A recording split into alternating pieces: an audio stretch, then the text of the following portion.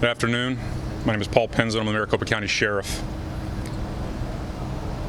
Earlier today, one of our deputies had a man in custody at one of our districts here off of 920 East Van Buren.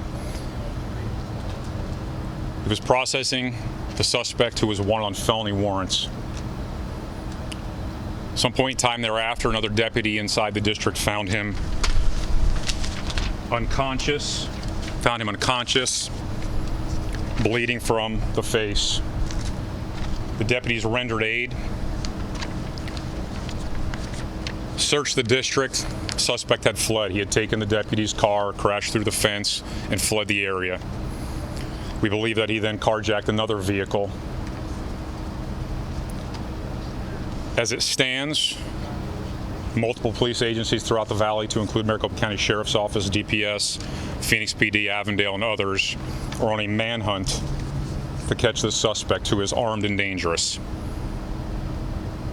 Our deputy, who's just under a 3-year veteran, is on life support.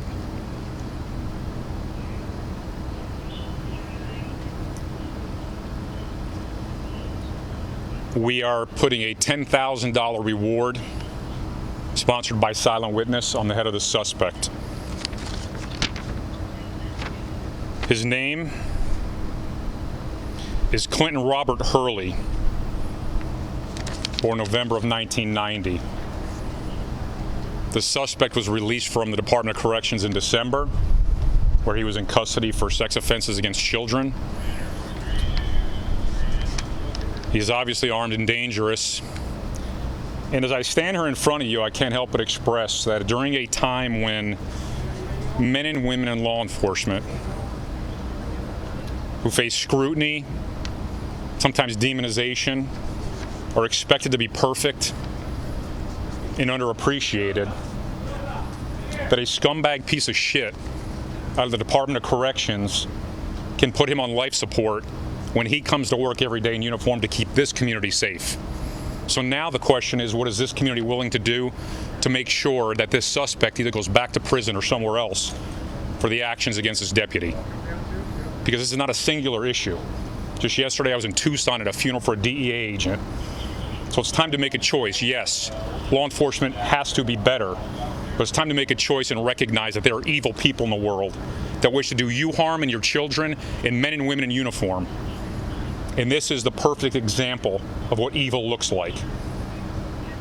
So the organizations I mentioned will be scouring this community throughout the state until we locate him and take him off the streets. If you are harboring him or helping him in any way, you will become part of the target of law enforcement, because you are keeping a dangerous person in the community when they should be at bars.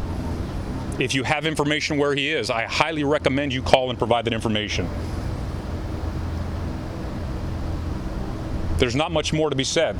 This is what real law enforcement looks like. This is the challenges and difficulties, and either you stand with us in fighting evil, or evil wins out.